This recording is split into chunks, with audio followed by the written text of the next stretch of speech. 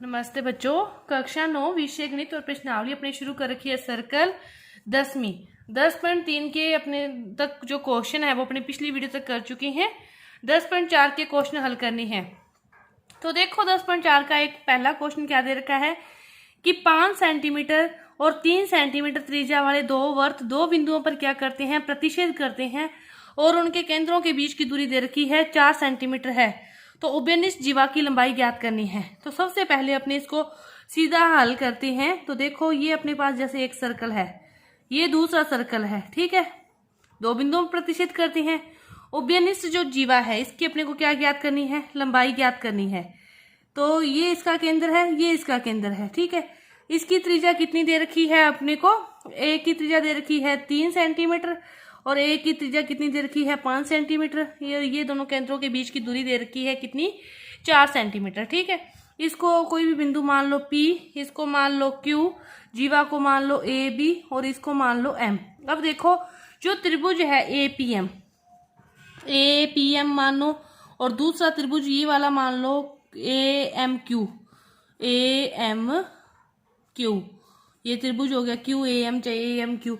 तो ये जीवा को वृत्त के केंद्र से जीवा पर ये दोनों कोण कितने कितने डिग्री, 90 डिग्री होंगे। तो ये त्रिभुज कैसा बन गया, समकोण त्रिभुज बन गया। और समकोण त्रिभुज में क्या होता है, पाइथागोरस प्रमेय लगती है। और पाइथागोरस प्रमेय क्या कहती है, त्रिभुज APM की बात करें तो PA का जो स्क्वायर होगा, PA का स्क्वायर होगा वो किसके बराबर होगा, PM square plus AM square PM square plus AM square, इन दोनों के स्क्वायर के बराबर होगा। इसी तरह QAM की बात करें तो QA का स्क्वायर होगा वो किसके बराबर होगा, QM plus AM, QM square plus AM square. अब दोनों में देखो कॉमन क्या है, AM जिसकी वैल्यू निकालनी है। तो इसमें भी आप क्या करो, AM की वैल्यू निकाल लो। AM स्क्वायर बराबर क्या हो जाएगा, PA square minus PM square.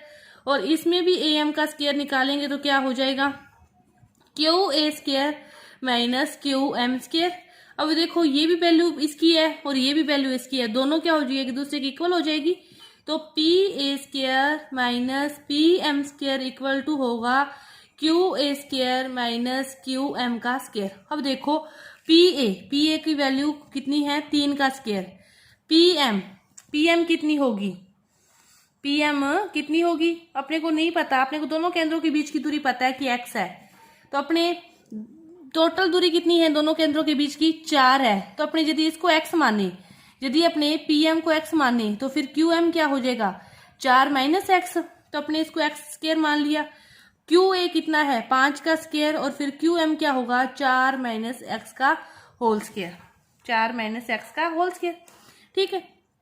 3 का स्क्वायर कितना आ गया, 9 minus x square equal to 25। इसको खोलोगे तो कितना आएगा अपने पास, माइनस 16 माइनस का x स्क्वायर और प्लस के आ जाएंगे 8x, ठीक है।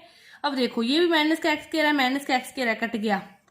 25 इधर पड़े हैं, इसको इस साइड लेके आएंगे तो किस में आएंगे, माइनस में। और 16 इस साइड आएंगे किस में, प्लस में। तो 9 प्लस 16 माइनस के 25 इक्वल टू क्या है, 8x। 9 और 16 भी कितने होंगे, 25। 25 में से 25 गए तो 0, 8x 0। तो यानी कि x की वैल्यू क्या आ गई, 0 आ गई। x की वैल्यू 0 आ गई तो इसका मतलब क्या हुआ, अपने को x की वैल्यू अपने पास आ गई। अपने AM की वैल्यू निकालनी है तो किसी में भी रख दो मान, इसमें मान रख दो चाहे इसमें मान रख दो, अपने पास AM की वैल्यू आ जाएगी। तो देखो किसी में भी रख दो। तो अपने रखते हैं किसी में, जैसे AM स्क्वायर इक्वल है PA स्क्वायर माइनस PM, ठीक है। PA square minus PM square. PA की वैल्यू कितनी है, 3 का स्क्वायर कितना, 9। PM यानी कि x मानी थी और x की वैल्यू कितनी है, 0। तो AM स्क्वायर इक्वल टू क्या आ गया, 9। तो AM की वैल्यू फिर कितनी आ जाएगी, 3। AM की वैल्यू अपने पास आ गई 3। ऊपर वाला हिस्सा भी 3 होगा, नीचे वाला हिस्सा भी 3 होगा, क्योंकि ये इसको समद्विभाजित करती है, एक प्रमेय है ये। तो 3 प्लस 3 कितनी हो जाएगी, 6 सेंटीमीटर हो जाएगी। उभयनिष्ठ जीवा की लंबाई कितनी हो जाएगी, 6 सेंटीमीटर हो जाएगी। ये था अपना एक क्वेश्चन। अब देखो दूसरा क्वेश्चन कि यदि एक वृत्त की दो समान जीवाएं वृत्त के अंदर प्रतिच्छेद करें तो सिद्ध कीजिए कि एक जीवा के खंड दूसरी जीवा के संगत खंडों के बराबर हैं। एक जीवा के खंड क्या है, दूसरी जीवा के संगत खंडों के बराबर हैं। तो सबसे पहले अपने जैसे इसने कहा है वो दो समान जीवाएं का है, तो दो समान जीवाएं बना लो। यहाँ पे अपने बना ली DC जीवा और इस साइड अपने बना ली AB जीवा। दोनों जीवाएं क्या है, समान है।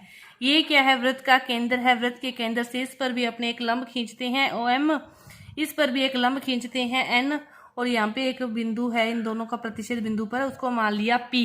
ठीक है, इस प्रकार। अब अपने को सिद्ध क्या करना है, क्या सिद्ध करना है कि जो AP है वो किसके बराबर है, कि दो समान खंडों में बराबर करता है। तो AP बराबर CP है और BP बराबर क्या है, DP है। कि अपने को जो सिद्ध करना है वो ये करना है कि AP बराबर CP और BP बराबर DP, ये तो अपने को प्रूव करना है। अब इसको प्रूव करने के लिए अपने क्या करते हैं, लंब खींच के, अब देखो अपने दो त्रिभुज लेते हैं पहले, OMP और ONP, इन दो त्रिभुजों को लेते हैं। देखो इनको क्या करेंगे, अपने सर्वांग सम सिद्ध कर देंगे। सर्वांग सम सिद्ध करने के बाद अपने पास ये दोनों खंड क्या आ जाएंगे, बराबर आ जाएंगे। ये पूरे, फिर उससे आगे AB और आगे देखते हैं, फिर उसके क्या करते हैं, पहले अपने यहाँ तक करते हैं इतना।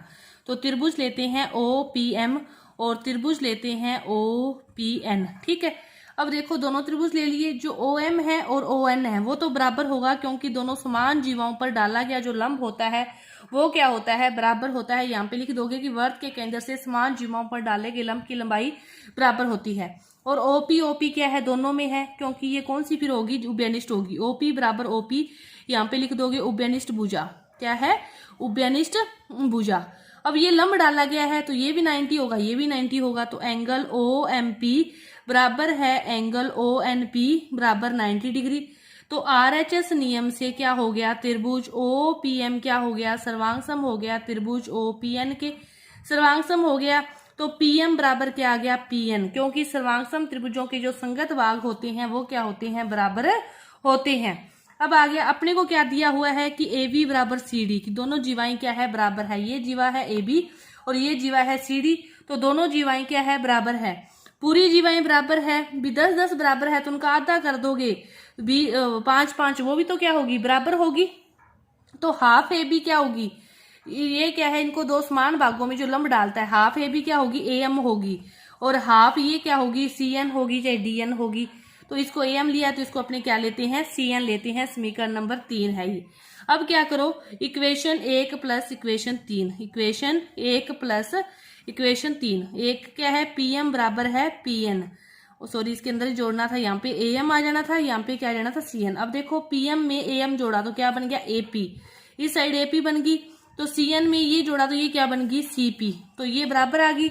इसी प्रकार अपने क्या कह सकते हैं, दोनों को घटाने से, ये तो दोनों को जोड़ने से आया, तो इक्वेशन 1 में से 3 को घटा दोगे तो ये क्या है, एक क्या है AM, एक क्या है PM और ये क्या है AM। अब अपने पास क्या आ गई, AP में से, AB में से क्या करो, अब इसको घटा दो, AP, अब क्या करो, दोनों को क्या करो, AB और CD क्या है, बराबर है ना। तो AB और CD में से क्या करो, AP और इसको घटा दो, ये एक समीकरण ये ले लो, एक समीकरण ये ले लो। इसको 3 1 2 तक तो थी, इसको ले ली 3 और इसको ले ली 4। अब क्या करो, 3 में से 4 को घटा दो, तो क्या करोगे, AB में से AP जाएगा, AB में से AP जाएगा और CD में से CP जाएगा। तो पीछे क्या बच जाएगा अपने पास, BP और DP। यही हमें क्या करना था, प्रूव करना था, और अपना ये क्या हो गया, प्रूव्ड हो गया। ये था दूसरा क्वेश्चन। इसके बाद देखो जो तीसरा क्वेश्चन है और आगे के जो क्वेश्चन है वो अपने अगली वीडियो में करेंगे। धन्यवाद।